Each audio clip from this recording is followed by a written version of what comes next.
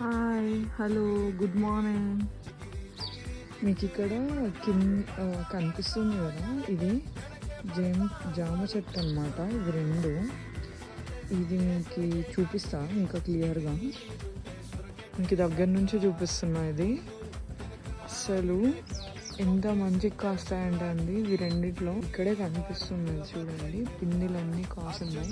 Actually ఎప్పటికప్పుడు అప్పటికి తీసేస్తూ ఉంటాం అనమాట. మంచిగా తీసేసుకొని చెట్లనే తినేస్తాం. మేమేం దీనికి కెమికల్స్ కూడా కొట్టలేదండి. మీకు చూడండి కావాలంటే. సేమ్ ఇది కూడా గోవా చెట్టే.